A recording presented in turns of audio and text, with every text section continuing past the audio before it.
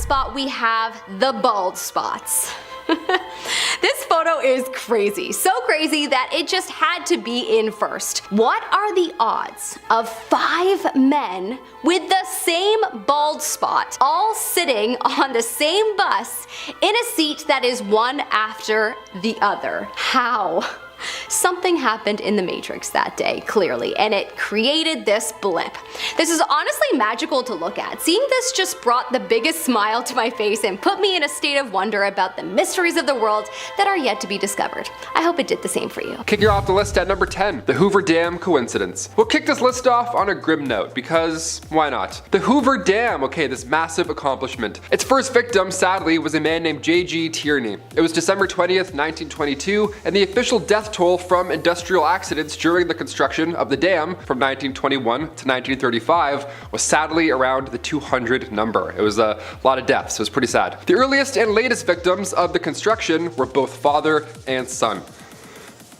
And if that's not coincidence enough, both of them died on the exact same day. They both passed on December 20th. J.G. Tierney sadly drowned while conducting surveys in the Colorado River, and then 13 years later, Patrick Tierney fell off an intake tower right before construction was complete. Grim start, but stay tuned, we have a lot more. Number 9, legendary musical neighbors. It's weird how similar some of your neighbors are, right? Like growing up, we had 3 Davids on our street. They all loved cutting their lawn at 7 a.m. What a coincidence, right? We all hated them. What a coincidence. Well, the 60s rock icon Jimi Hendrix and the 18th century composer George Friedrich Handel, they were both neighbors. A couple hundred years apart, but they were both neighbors indeed. They lived in 23 Brook Street and 25 Brook Street in London. What are the odds, right? Had George had been born 200 years later, we would have gotten the greatest collab of all time. Yeah, if you're local, of course you'll know there's a site there now. It's a famous landmark, but in terms of coincidences, there's music in the air on Brook Street. Something's going on. Kind of want to walk by and see if I'm better at playing the flute. Maybe I can play the flute on that block, who knows. Number 8, same taxi, different tragedy. Okay, here's a dark one, buckle up folks, pun intended. Back in 1975, a man was sadly hit by a taxi in Bermuda. Now he of course sadly did not make it, all the while a passenger in the taxi witnessed the entire horrible event. Now that's life-changing in itself, that's trauma, right? A year later though, the same driver was driving the same passenger when all of a sudden, the taxi hits another civilian. That civilian just happened to be the initial victim's brother. Horrible. This is some Final Destination stuff. I don't like it at all. Like this, what are the odds here, really? Let's move on to something a bit nicer, a bit. Number 7, same day, different vows. Okay, brightening up the mood a little bit, bringing us all back to happy land. CBC News reported this one. It's a little nicer of an ending. Fred and Lynette Dubendorf, husband and wife, they were taking a stroll down the beach with their dog, living up the life, right? The classic, when they noticed a message in a bottle had washed up on the shore. Now personally, I wouldn't be too excited, right? I'd be a little concerned. I've seen Castaway, you know? This message could go one of 2 ways. I have no idea. Like what's gonna be in here, right? Like help, 1876, you're like, oh no. But they opened it and inside they found wedding vows from another couple, Melody Kloska and Matt Bears. They had recently got married on a beach in Lake Michigan and word spread rather quickly. Thing is, their wedding date was the same as the couple who found the message. That was the bizarre coincidence here. So they took it as a sign that both pairs were meant to be and they sent a surprising letter to the lost couple's address. It's kind of nice, but it's also kind of creepy, you know? It'd be creepy on one hand. Hey, I found that message in a bottle. Cool, nice address, lovely home. Cool, I'll be back in a bit. Hope it works out.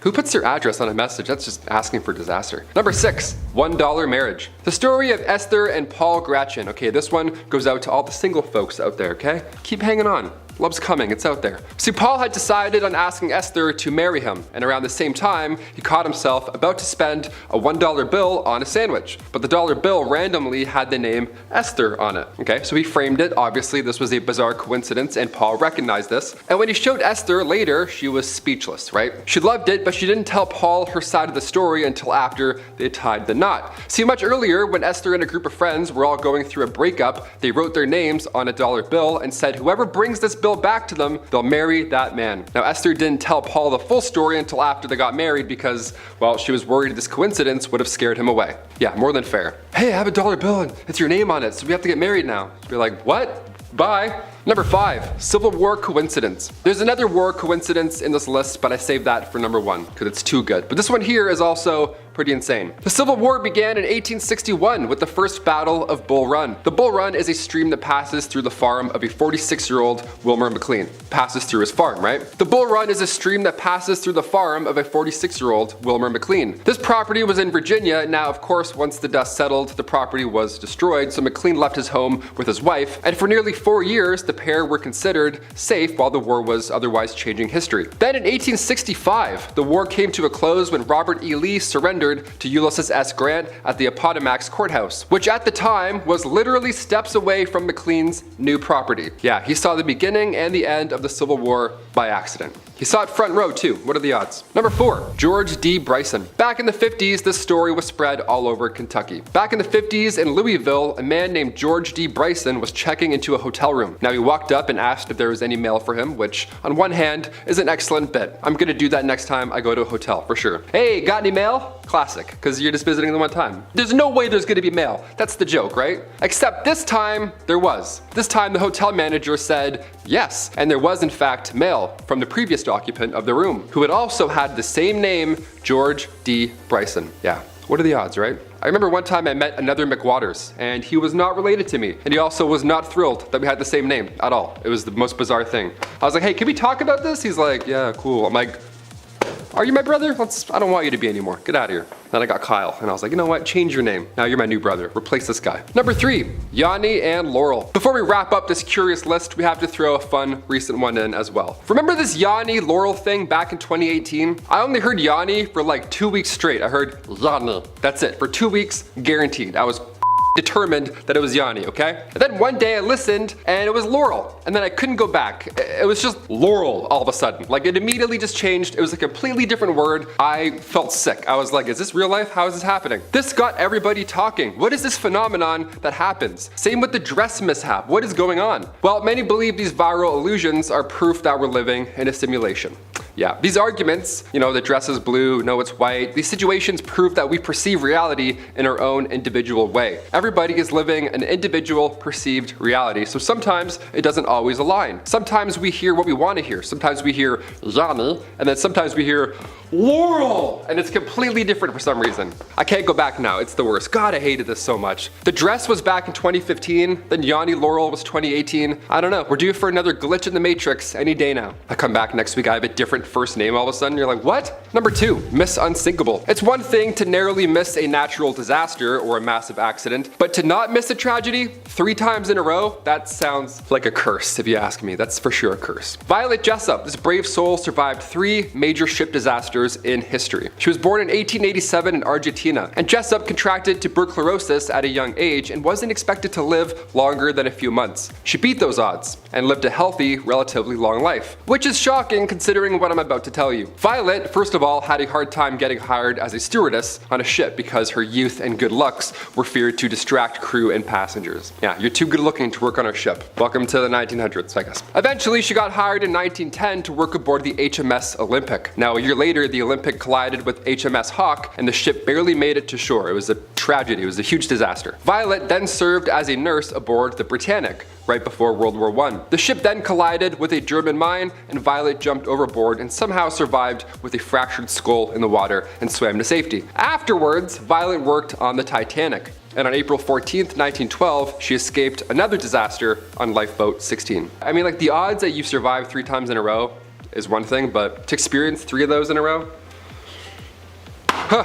And finally, number 1, World War I soldiers. We have to finish on a grim note because this one is one of the most bizarre, in my opinion. When the First World War ended, the amount of British lives lost were around 1 million souls. The first reported casualty of World War I was a soldier named John Parr. And then after a countless number of lives were lost, the last soldier to die was a man named George Edwin Ellison. Now, both heroes' resting places are both in the St. Symphorian Military Cemetery, and they just happen to be 15 feet apart. And of course, this was not planned, nor were any of the entries on our list. It's just another bizarre coincidence that was discovered after the fact. Number 10. The school. This person recounted their story of how their school seemed to suddenly change. They started a new school just a few years ago and remember exploring the school for the first time. They have a clear memory of walking up a flight of stairs to get to the second floor, seeing 2 water fountains to the left and the bathrooms to the right. They didn't return there for a while as it was on the opposite end of their classroom and they had no need to go there. The next school year they walked down to that end of the school again and realized that the staircase was nowhere to be found and there was no second floor at all, merely a blank wall remaining where the stairs had been. He wasn't the only one to remember it either, a few of his other friends having memories of the second floor. There was also no record or evidence of the second floor having potentially been demolished in that time, a potential glitch in the matrix putting a staircase where there had never actually been one. Number 7. Outside reality. This person was on a trip with his friends floating down Lake Powell, going deeper and deeper into the canyon. He suddenly had a thought cross his head that it was so beautiful it looked fake, like it was specifically designed to be that way. As soon as he thought it, his friend turned to him and said, "Dude, it feels like we're in a movie and we're looking at movie props. It looks so fake." The two mildly freaking out about how they seem to briefly share a brain cell. A little later on, he said he experienced what he describes as an altered state of consciousness, saying he felt like the facade of the human experience was dropped, and all his friends looked like angelic beings enjoying Earth. At the same time, the same friend turned to him and said, "Dude, look at our friends. They're so beautiful and alive, they look like angels." He says he believes they were able to see past the simulation and tap into the true reality. He also clarifies that they were both sober, and it wasn't just the trip of a lifetime. Number 6. Zombie. This person who works in the admitting department of their local hospital believes they experienced a glitch where the past changed and somebody came back from the dead. A few years ago, one of their co-workers in another department passed away, him being responsible for processing the co-worker's obituary. The co-worker's daughter was good friends with their cousin, so they saw her at the co-worker's house after the funeral, holding a large ceremony for the mother. Then recently, the co-worker's daughter walked in, saying that her mom was in the ER. The person was obviously confused as they knew that the girl's mother was dead. Due to being so shocked, a co-worker had to step in and look up the girl's mother, showing it to be the woman who died years ago, but she was actually alive and in the hospital. The person not being able to find the obituary that they had processed. When they spoke later, the girl said that other people had also been coming up to her about the situation, saying that they too remember her mother dying. Number 3. The moon. This person was driving down the road with his mother when they both experienced the sky glitching. They were driving down a completely straight road to the theater on July 2nd when they were stopped at a red light, looking up and admiring the moon against the sunset. Just a few minutes later, they were going down that same straight road when they looked up again and saw that the moon had moved a significant distance, the mother noticing it as well and even looking scared at the thought. They then arrived at the parking lot and saw that the moon was still in the moved position, the person suddenly feeling the urge to look away. They say that they wanted to stare, but it felt like some sort of force was stopping them from looking. As soon as they felt like they could look again, the moon had suddenly moved back to the original position in just a few seconds. Them and their mother with no idea how to explain what had happened. They looked it up on Twitter and only found one other person saying, "Did the moon just move?" Twins named Jim. Okay, we'll kick this part 2 off on a lighter note. This one gets a little dark, so we'll ease our way in, you know? The twins named Jim. Okay, that sounds like a 2026 comedy hit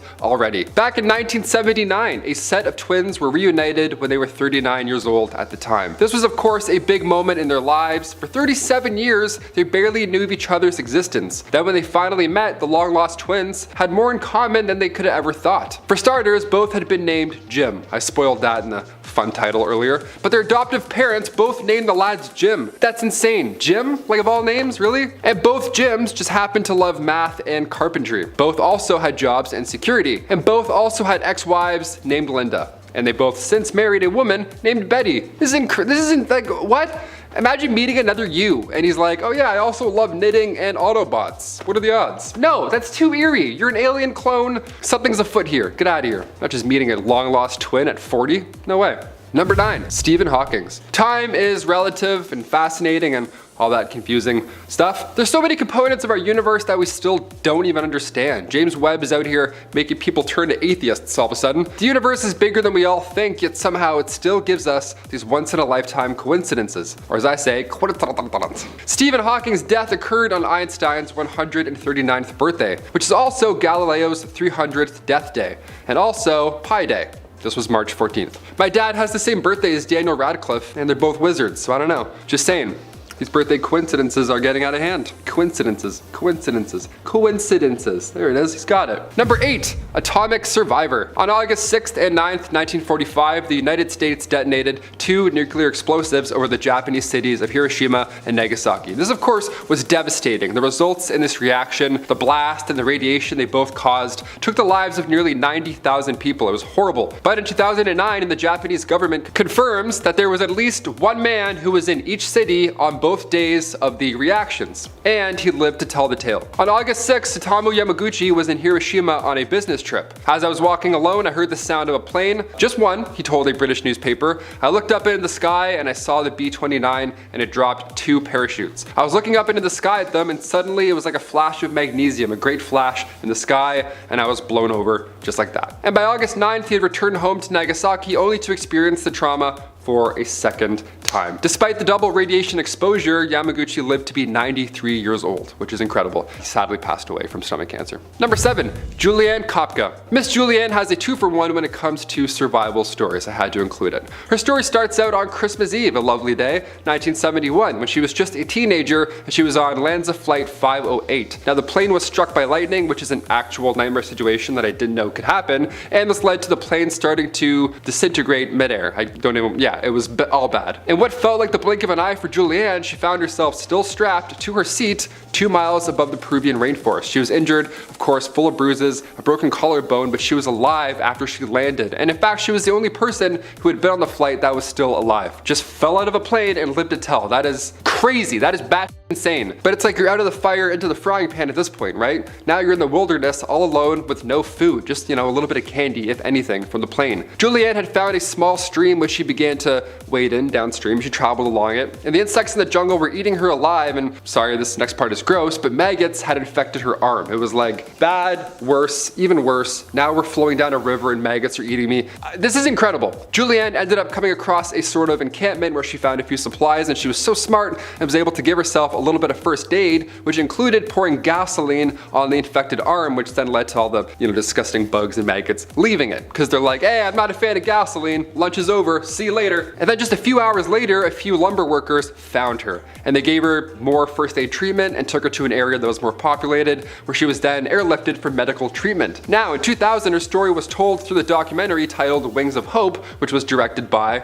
Werner Herzog, who particularly took interest in the story because, one, it's obviously incredible. As I was just explaining it, I read this and I'm like, it's crazy. But two, Werner Herzog also had a seat booked on that flight, and he would have been on that same flight if it wasn't for a last-minute change of plans. I can't even, that should be number 1, really. Number 6, Comet family. Okay, this one's good. The odds of being hit or killed by a meteor are 1 in 2 million, or something like that, right? It's crazy. But even so, back in 1954, residents in Talladega County, Alabama, noticed a ball of fire heading towards the Earth. Now, back then we didn't have Twitter, right? We couldn't warn anybody that a meteor was possibly gonna hit us. We also really didn't know if it was gonna hit or not, or how big it was, so it was alarming. Especially for Anne Elizabeth Hodges, who got hit by said space rock. Yeah, she only got grazed, but with these odds, it's still possible. Wild. Now, cut to recent history, the Comet family in France. Their house was hit by a meteor. I'll say that again. The Comet family was hit by a...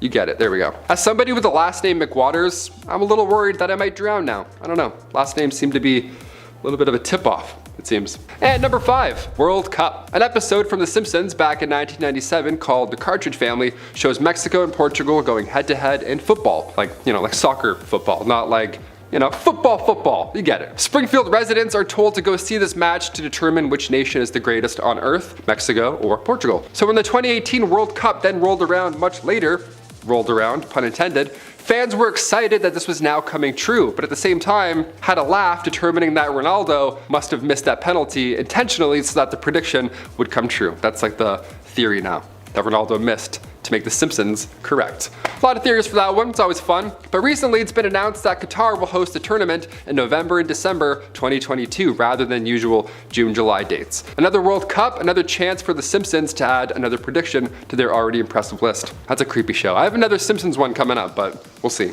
Number 4, Mars life. We're back. There it is. There's the next Simpson one. That fast. There we go. Let me ask you lovely people a question. If you could go to Mars right now with like 3 of your friends, would you do it? Keep in mind it's really boring, and unless you're an astronaut botanist like Matt Damon, you'll probably have a rough go. But in the future, would you do it?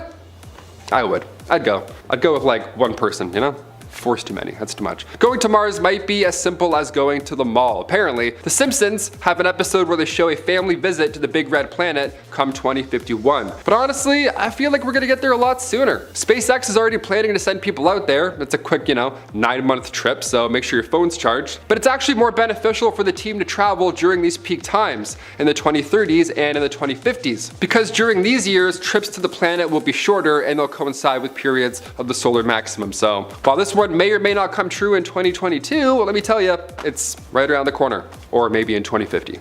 Who knows? Number 3, Titanic inspection card. This inspection card once belonged to a woman named Marion Meanwell. And you're probably thinking, what could possibly be worrisome or, creepy about an inspection card? Well, it shows how Marion was not intended to be on the Titanic that fateful day, but by some turn of events, she unfortunately found herself as one of the passengers. The card shows that she was originally meant to be traveling on a ship called the Majestic, and for some reason, the trip she originally had planned was delayed, and now she instead was assigned to the ill-fated Titanic. The eerie part is you can see the word Majestic was crossed out on her card, which then shows us the change in plans. If only people were able to see what was about to strike and they could have somehow warned her. That's the creepy thing about these coincidences. Sometimes they're just bad, You could fall out of a plane and have maggots all over you and survive, or you could go from one cursed ship to another. Number 2, Edgar Allan Poe. Okay, this is a story that actually convinced me that Edgar Allan Poe is for real a time traveler, so buckle up, grab a soda. Because 2 separate stories that he wrote both turned out to be exceptionally true and real, but not until after they'd been written. Yeah, it's a good one. Firstly, Poe's only completed novel was published in 1838, and it tells the tale of mutiny on a whaling ship lost at sea. These men on a ship realize that they're doomed and need to resort to extreme measures in order to stay alive. So they begin drawing straws to see who they're going to sacrifice to save food. A boy named Richard Parker drew the shortest straw and therefore became the next meal. Dark, let's move on. Let's fast forward to 46 years now to 1884, and in real life also, I might add. There are now 4 men who have been set adrift after the sinking of a yacht. These men found themselves in a similar predicament to the novels, and I kid you not, they ended up taking the same route and elected to sacrifice a cabin boy. A cabin boy also named Richard Parker. Odd, right? Okay. Cut to 1840, Poe penned the gruesome story The Businessman, in which the narrator suffers a traumatic head injury in his youth, and then later a violent life follows. The weird thing about this story is that Edgar Allan Poe fully understood, or so it seemed, frontal lobe injury. Now this was long before it was ever even studied or looked at, right? This type of study didn't arrive until 1848. An actual neurologist, Eric Altschuler, recently wrote how there's a dozen symptoms and he knew every single one. It's so exact and it's so weird, it's like he had a time machine. End quote. Yeah, it's almost like he had a time machine. Did he? And finally, number 1, Simpsons dome in real life. Yep, this one's gonna hit home. Let's do it. This one's gonna hit dome. That didn't work. For this one, we're looking at the Simpsons movie, which still holds up. That's a fun time. But even over the pandemic, I saw personal domes come to life, right? It was so weird. Restaurants were making these like weird tents on sidewalks just to stay in business. But an even bigger idea came long before this. Back in the 70s, there were talks about putting a dome over Manhattan, this massive dome over Midtown that regulates weather and pollution, all that good stuff. Now, if that had been built, imagine what we would have done with it during the initial breakout during this pandemic. It would have been madness. And then in 2010, later on, the city called Eco City 2020 was planned out. It was supposed to be built in Siberia. It was announced in 2014 officially, this climate controlled, domed city, 4.5 square kilometers, all that good stuff. But since 2016, the project lost the funding. What do you guys think? Should we bring back domes and just, have a little personal bubble everywhere we go? Just lose the umbrella and live in a big glass ball forever over our city? I'd do it, that'd be kind of nice. Be like living in a Coca-Cola mist zone your entire life. Just kind of like, ooh, this is nice. Starting off this list in our number 10 spot, we have the Mandela Effect. The Mandela Effect began being widely recognized when people began to swear that they could remember Nelson Mandela passing away in the 1980s. This is of course weird since he actually passed away in 2013. This is obviously a huge time discrepancy, so people were very confused. This is of course how it got the name the Mandela Effect, and it basically is the theory that whoever is responsible for this simulation we live in has gone back and changed some things. There is an alternate belief that the Mandela Effect shows that there are multiple universes or alternate realities, and this is just a result of us crossing from one to another. Other really famous cases of the Mandela Effect are the Bernstein Bears, where some people swear it used to be spelled with the ending being S-T-E-I-N, while all copies are now spelled S-T-A-I-N. Or the popular peanut butter brand called Jif, there are people who swear it used to be called Jiffy. This one, however, is my personal favorite. There are people who remember there being a movie called Shazam where Sinbad played a genie. A lot of people speculate, though, that they are just getting it mixed up with a movie where Shaq played a genie called Kazam. I definitely remember the Bernstein Bears one and the Shazam one, so I just might be a believer that this all really is a simulation. At number 9, aliens. Over the years, we've spent billions of dollars trying to get to outer space and trying to find signs of extraterrestrial life or any past lives on other planets. Despite all of our best efforts, we haven't been able to find any aliens. This theory goes that the reason we haven't been able to find aliens is either because they're the ones running the simulation in the first place, or it's possible that if they are part of the simulation, they may be more advanced than us and have possibly found a way to escape. It's also possible that maybe the computer just doesn't have enough RAM to simulate another planet's civilization. This is all to say that maybe if we were able to find aliens, then we'd finally get the answers that we're looking for. In our number 8 spot today, we have a computer virus in a DNA strand. Before I dive into this one, guys, please don't forget to hit the thumbs up button if you're enjoying the video so far, because it really helps us out. In 2017, a group of researchers from different scientific backgrounds at the University of Washington proved that they were able to put computer code into DNA strands. My brain is honestly unable to even comprehend this, but apparently it's true. The whole goal of the research was to be able to prove that computers that work in gene sequencing were very vulnerable to cyber attack. It seems as though they may have proved a little bit more than what they intended. I'm truthfully not very familiar with DNA strands or computer viruses, so I don't really know what this means, other than the fact that it's entirely possible what we perceive as our biological makeup may really just be some computer code after all. If this is the case, I'm really upset that whoever is controlling our simulation didn't just make us at least a little bit more resilient. At number 7, experimentation. You know how it seems like the world is always on the brink of absolute chaos? Environmentally, we are always just one wrong move from ending humanity as we know it. Certainly a bit stressful for us, but maybe this is on purpose. It is possible that we may have been created as a simulation in order to help whoever created us figure out their own climate and environmental problems. It would be crazy because if they can make a simulation that feels this real, then surely they can figure out their own problems too, but that might not be necessarily true. If we really are in a simulation, they may have created us to be better at that sort of thing than they are. It is possible that if we solve enough of their problems, then they might just come back to Earth or whatever planet we end up on in order to reap the benefits from our hardworking scientists. In our number 6 spot today, we have no evidence. This one is actually a little frustrating, to be honest, because it should be so simple. This is just the theory that it is most likely we are living in a simulation due to the fact that we absolutely cannot prove that we aren't. As much as a lot of us would like to believe that we aren't, or maybe it comes down to the fact that we can't let go of our egos enough in order to be able to believe, anything we think or any evidence we think we have would have all been simulated. If we do in fact live in a simulation, it is possible that whoever created it would prefer that we didn't come to the realization that our reality isn't ours at all. I'm not gonna lie, this whole theory is actually kind of frightening because it is most likely that we won't actually ever know the truth. At number 5,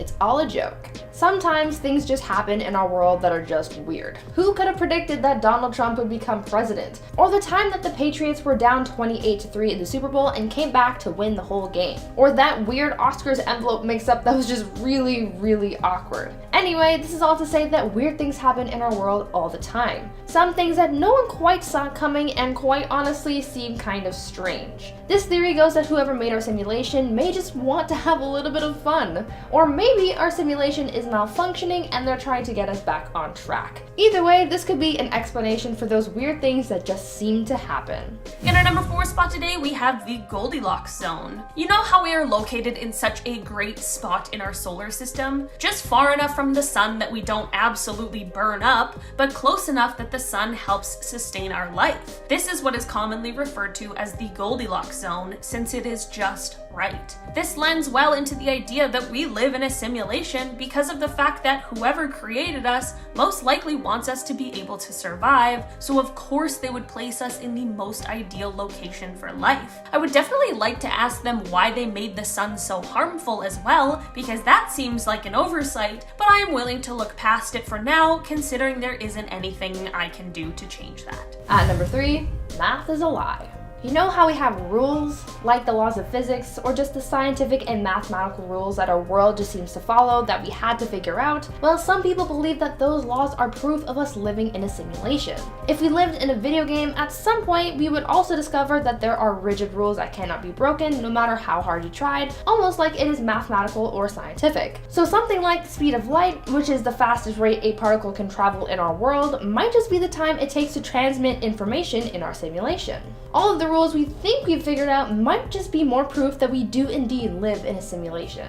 In our number 2 spot today, we have our own simulations. This one has to do with what we are doing that could possibly prove the existence of a simulation. As humans, we are getting better and better at creating our own simulations. In 2014, the Harvard-Smithsonian Center for Astrophysics connected 8,000 computers to create a 350 million light-year simulation of our universe and digitally aged it over 13 billion years. Or, for a more simple example, let's take The Sims. This franchise sold over 125 million copies in its first decade, so it shows that we are absolutely interested in creating our own simulations. If we are this interested in it, why would we assume that whatever other forms of life exist out there aren't also as interested as we are? This one might make you think next time before you decide to delete the ladder to get out of the swimming pool in your Sims world. And finally, at number 1, we are the simulation. This one is pretty simple, but also might be a little confusing.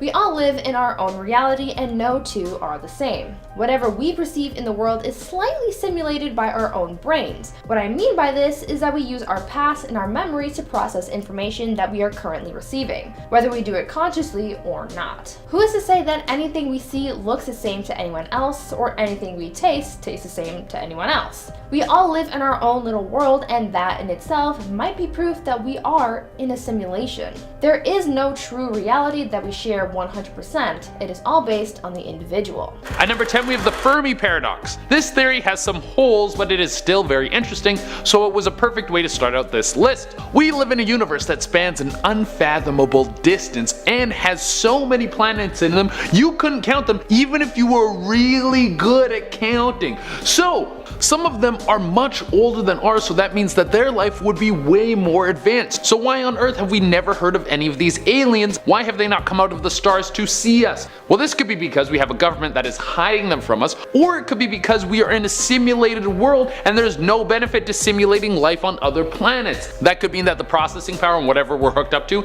just isn't strong enough. We need to get a rig that is way better if we want some alien life to come in. We've got to invest in a new graphics card and stuff. At number 8, we have Deja vu. If you haven't seen The Matrix, then what are you doing with your life? It's not only one of the most amazing movies that showcases what could happen if AI gets out of control, but it also is one of the greatest action movies of all time, and there's a fourth one coming, so you need to catch up on everything. Now, The Matrix was one of the first movies to showcase the simulation idea, and evidence of The Matrix or something changing in The Matrix was deja vu. If you saw something repeat itself, it meant that you were in the simulation and that things were about to get crazy. Now, how does this translate to the real world? What if The Matrix wasn't so much a movie, but it was a message? What if the people outside of the simulation wanted us to figure it out? And see if any people would use the hints laid throughout the movie as a way to actually break free from this digital prison.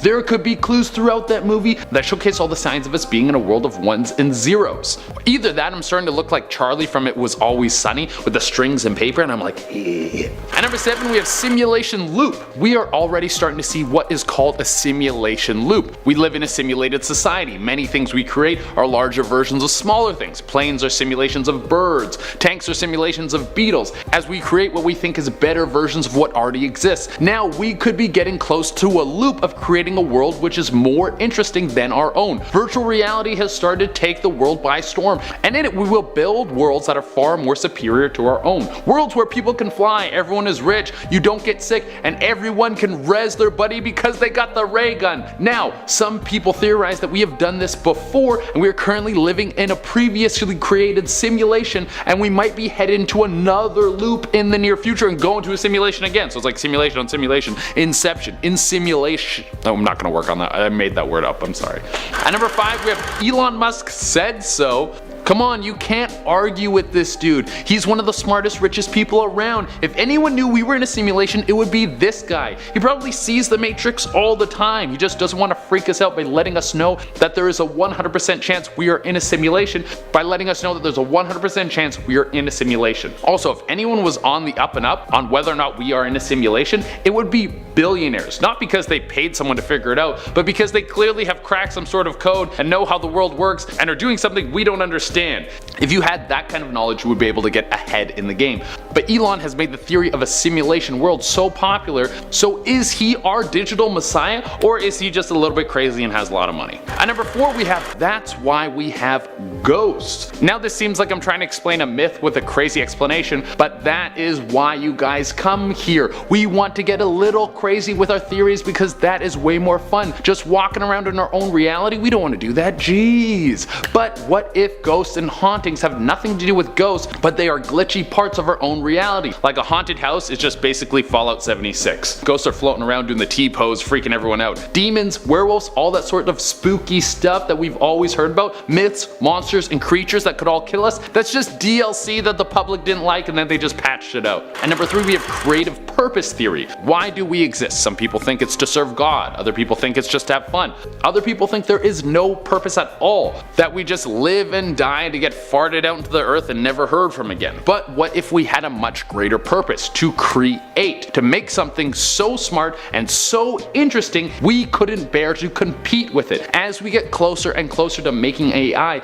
it seems that a self-aware, learning, adapting intelligence that has the power of the internet in its mind would be too much for us to compete with. It would be a living God that we made, and we should be pretty proud of ourselves for doing it. But what if that is our purpose? To make a being that is all-knowing and able to move through the universe, consume knowledge, and become even more powerful, all without needing to eat, sleep, procreate, or even take breaks. What if we already did this and now we're living inside this endless machine, and the only reason it keeps us alive in this falsified world is because it wants to keep learning from us? Well, if that's the case, download me some abs because it's almost beach season. And for our number 1 spot, we have the Fibonacci sequence. This is gonna be some math stuff, so if you guys aren't good at math, don't worry, because I suck at math too, and I had to find a dumbed down explanation so I could understand it, and I'm gonna be bringing you an even dumber version right out of my mouth. The Fibonacci sequence is a series of numbers where the totals equal the numbers before added together. So starting with 0, we have 0 plus 1 equals 1,